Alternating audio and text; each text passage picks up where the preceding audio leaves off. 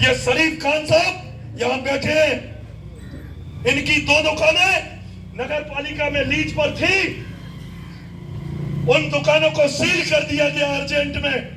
इनके ऊपर 1.25 लाख रुपए की रिकवरी निकाल दी गई दूसरे दिन, जिस दिन फॉर्म भरा। जैसे तैसे करके इन्होंने एक दुकान का पैसा भरा तो इनके खिलाफ FIR करवाने का प्रयास किया गया। जब 3 दिन तक पागल कुत्तों की तरह इनके लोग ढूंढते रहे और ये प्रत्याशी नहीं मिले, और जब चुनाव होना तय हो गया तो ये झूठे लोग मंच से कहते हैं कि हम लोकतंत्र के पुजारी हैं। झूठ बोलते हो, लोकतंत्र को नष्ट करना चाहते हो।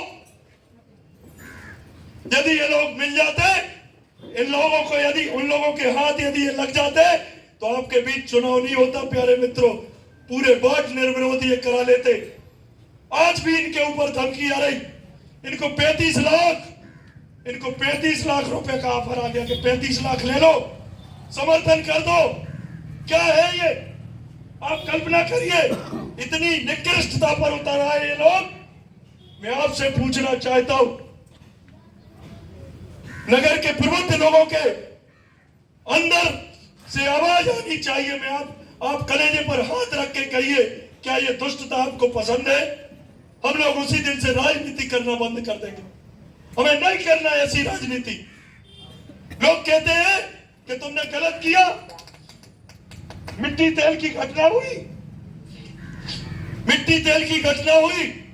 ये सारा दंश जो मैं आपको बता रहा हूं, फॉर्म भरने से लेकर फॉर्म निकलने तक, जब ये प्रत्याशियों का कुछ नहीं कर पाए तो इनको लगा कि इसके पीछे ये कमलेश साहू है, अब इसको नष्ट करना चाहिए। तो इन्होंने गुंजोरा रोड पर हमारे प्लाट पर अचानक पुलिस भेज दी। पुलिस की गाड़ी जाती है, तहसीलदार का अमला जाता है, हमारी इंक्वायरी शुरू होती है।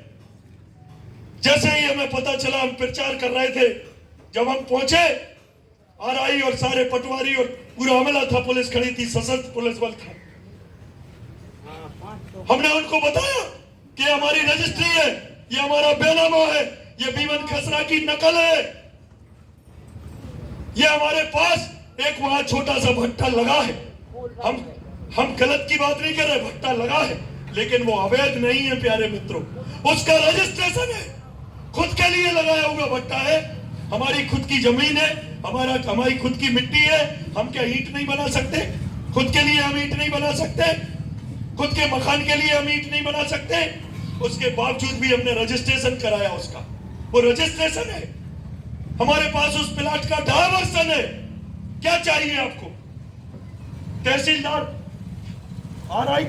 RI के सामने जब सारे कागज हमने रखे, RI का मुंह बंद हो गया। पुलिस प्रशासन के लोग यहाँ खड़े हैं, सब लोग थे, ये सारे लोग थे वहां।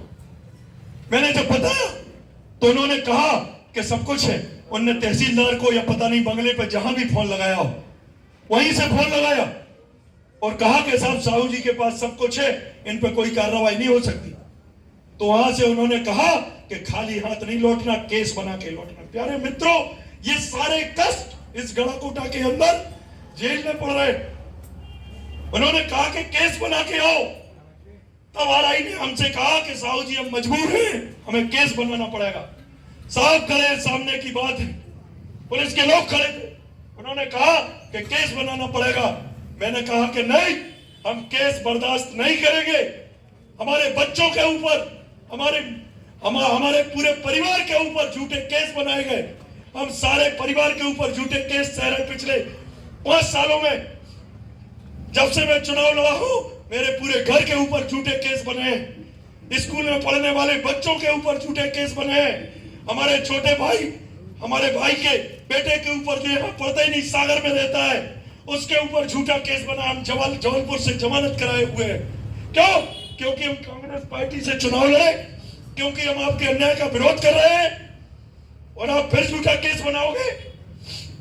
मैंने कहा यह बर्दाश्त नहीं किया जाएगा। तब वो जबरदस्ती पंचनामा बनाना शुरू कर दिए। फिर मेरे लिए कुछ नहीं सूझा। हम गुंडों से लड़ सकते हैं, हम भाजपा के कार्यकर्ताओं से लड़ सकते हैं, लेकिन प्रशासन से प्यारे मित्रों आप बताओ कौन लड़ सकता है? तब जाके मुझे कुछ नहीं सूझा, तो मैंने कहा कि अब मेरे कभी तो क्रांति आएगी। मैंने कहा मिट्टी का तेल लाओ, मैं आत्महत्या करूंगा जब इस नगर के लोग जागेंगे, जब ये नौजवान आपके बीच में मरेगा, अन्याय सहते सहते अपनी जान देगा, तब आप जागेंगे। प्यारे साथियों, मैं आपसे कहना चाहता हूं, राष्ट्र कवि दुष्यंत कुमार कह गए, उन्होंने कहा है जब कोई शिकारी शिकार करता है, जब कोई अत्याचारी अत्याचार करता है, उसके लिए उन्होंने कहा है कि अन्याय के खिलाफ आवाज उठाना चाहिए, तटस्थ बन के खड़े नहीं होना चाहिए, नहीं तो उस पाप के भागीदार हम भी बनते हैं। राष्ट्र कवि दुष्यंत कुमार कहते हैं कि समर शेष है, समर शेष है। मैं इन 2 लाइनों के साथ में आपसे कह रहा हूं कि राष्ट्र कवि दुष्यंत कुमार ने कहा है कि समर शेष है, नहीं पाप का, नहीं पाप का, भागी केवल व्याध, व्याध यानी होता है शिकारी। अभी लड़ाई बाकी है, 27 तारीख को वोटिंग होनी है, जब आपको यह पता लग चुका है कि शिकारी हमारी जनरेशन का, हमारे बच्चों का शिकार कर रहा है, तो हमें तटस्थ रह के काम नहीं करना चाहिए। इस अन्याय के खिलाफ उंगली उठाकर हम ये नहीं कहते कि आप हमारी सभा में आओ, हम ये नहीं कहते कि आप हमें खुले हमारे साथ खड़े हो, हम केवल ये कहते हैं कि उस वोट में जहां वोटिंग मशीन रहती है वहां केवल आप बटन दबा के यदि हमारा समर्थन कर देंगे, वहां बटन दबाकर यदि हमारे प्रत्याशियों को जिता देंगे, हमारी नगर पालिका बना देंगे, हमारे पार्षद बना देंगे, तो इस लड़ाई के आप भी कहीं ना कहीं हिस्सेदार हो जाएंगे। हम ये नहीं कहते कि हमें खुला समर्थन आपका चाहिए।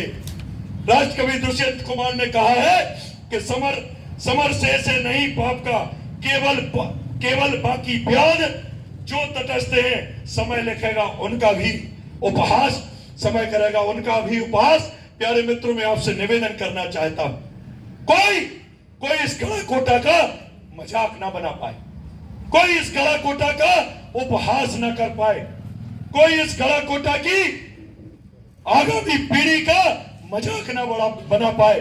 मैं आपसे निवेदन करना चाहता हूं, जो जहां बैठे हैं, जिन तक मेरी आवाज जा रही है, इस अत्याचार को आज मैं मर जाऊंगा, आप लोगों की उम्र निकल गई, शेख मजीद खान साहब बैठे, आदेश सेठ जी बैठे, जीवन भाई साहब बैठे, इन लोगों की उम्र निकल गई।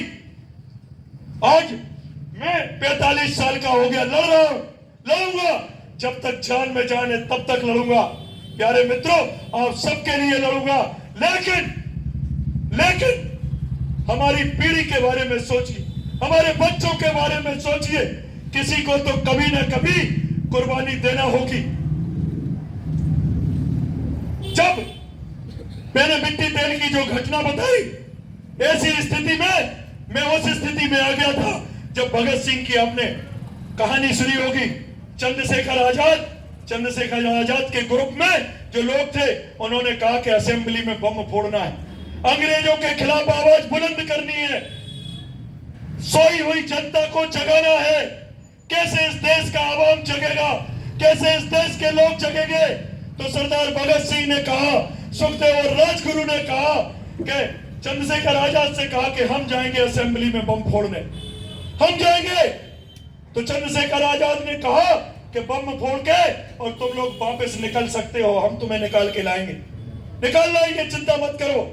तो भगत सिंह ने कहा कि नहीं आजाद, हमें वापस निकलना नहीं है, हम बम फोड़ के, असेंबली में बम फोड़ के वहीं हम इनकलाब जिंदाबाद के नारे लगाएंगे और हम हंसते हंसते, चाहे हमें मौत हो जाए, चाहे फांसी हो जाए, लेकिन हम वहीं खड़े रहेंगे, तब जाके इस देश की जनता जागेगी। प्यारे मित्रों, मैं आपसे कहना चाहता हूं, आज हम सारे लोग उसी स्थिति में हैं, उसी स्थिति में है।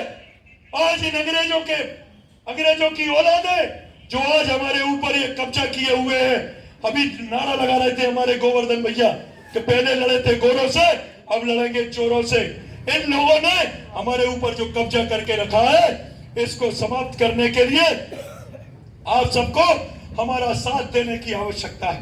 मैं आपसे पुनः निवेदन करता हूं, बातें बहुत है आप सबके बीच में कहने के लिए, लेकिन मैं बहुत ज्यादा समय न लेते हुए, एक मर्यादा है समय की।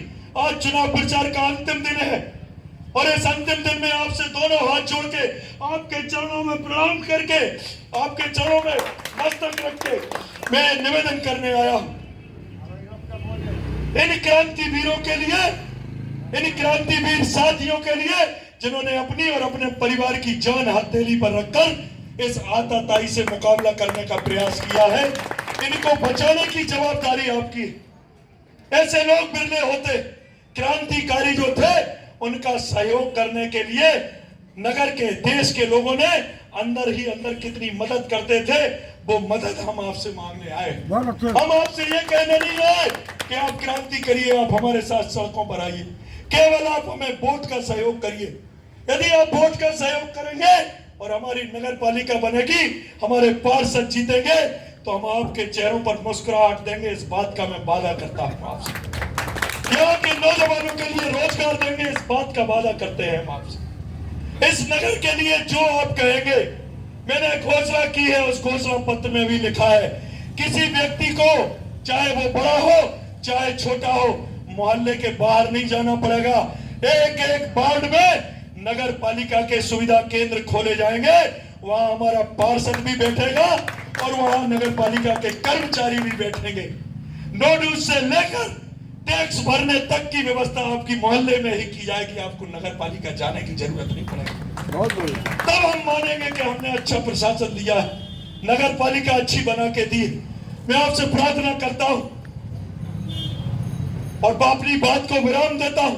बहुत सी बातें हैं आप सबके बीच में निवेदन करता हूं, और इन दो शब्दों के साथ, उन्हीं राष्ट्र कवि दुष्यंत कुमार की इन दो पंक्तियों के साथ कि हो गई है पीर पर्वत सी पिघलनी चाहिए। लंबा समय हो गया प्यारे मित्रों, जो आग हमारे बीच में लगी है वो आपके अंदर भी लगना चाहिए। हो गई है पीर पर्वत सी पिघलनी चाहिए, इस हिमालय से कोई गंगा निकलनी चाहिए। हो गई है पीर पर्वत सी पिघलनी चाहिए, इस हिमालय से कोई गंगा निकलनी चाहिए। आज यह दीवार पर्दों की तरह हिलने लगी है, यह दीवार गोपाल भार्गव रूपी दीवार, मैं फिर से कह रहा हूं, फिर से दोहरा रहा हूं, हो गई है पीर पर्वत सी पिघलनी चाहिए, इस हिमालय से कोई गंगा निकलनी चाहिए। आज यह दीवार पर्दों की तरह हिलने लगी है, शर्त लेकिन यह थी कि इसकी बुनियाद हिलनी चाहिए। शर्त यह थी कि इसकी बुनियाद हिलनी चाहिए। प्यारे मित्रों, सिर्फ हंगामा खड़ा करना मेरा मकसद नहीं, प्यारे दोस्तों, सिर्फ हंगामा खड़ा करना मेरा मकसद नहीं।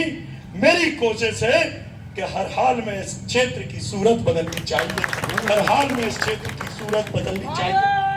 मैं आप सबके चरणों में दोनों हाथ जोड़ के प्रणाम करता हूं, मस्तक रख के प्रणाम करता हूं, दोनों हाथ जोड़ के प्रणाम करता हूं कि एक बार इस दुष्टता को गला कोटा से नष्ट कर दीजिए, नहीं तो आपकी पीढ़ियां आपको माफ नहीं कर पाएंगी। बहुत अच्छे, आपकी पीढ़ियां आपको माफ नहीं कर पाएंगी। मैं दोनों हाथ जोड़ के आपसे प्रणाम करता हूं। ये कहते हैं कि हम छरचंद बगराते। प्यारे साथियों, कष्ट होता है, हृदय में कष्ट होता है। आप जितना बराबर छरचंदी कोई नहीं है पृथ्वी पर। मैं बार बार ये बात कह चुका हूं। हम आपसे दोनों हाथ जोड़ के निवेदन करने आए हैं। हमारी आत्मा रोती है जब इस नगर के नौजवानों का कष्ट देखते हैं, गरीबों का कष्ट देखते हैं, हमारी आत्मा रोती है। मैं वास्तव में भावनात्मक आदमी हूं, मैं बहुत बड़ा कोई राजनीतिक परिवार से नहीं हूं, मैंने पहले बताया। इसलिए हमारी आत्मा रोती है जब हम कष्ट देखते हैं किसी व्यक्ति के ऊपर। हम सारे कष्ट झेलने के तैयार हैं। आप और केस बनवा दो हमारे लोगों के ऊपर, हमारे ऊपर केस बनवा दो, मुझे स्वीकार है। मैं नगर के लोगों से पुनः दोनों हाथ जोड़ के आपके चरणों पर मस्तक रख के दोनों हाथ जोड़ के प्रार्थना करता हूं कि एक बार कांग्रेस पार्टी के प्रत्याशियों को आप मौका देकर देखिए, वोट देकर देखिए। ऐसा मौका दोबारा नहीं मिलेगा। 23 के 23 वार्डों में चुनाव अगले 5 साल बाद फिर ये दुष्ट नहीं होने देगा। मैं आपसे दोबारा प्रार्थना करना चाहता हूँ। हो सकता है कि ये मेरी हत्या करा दे, हो सकता है कि इन लोगों में से किसी की हत्या करा दे। ये तैयारी है उनकी।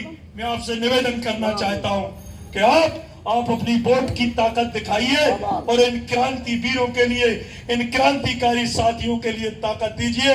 बहुत बहुत धन्यवाद, बहुत बहुत धन्यवाद। भारत माता की जय।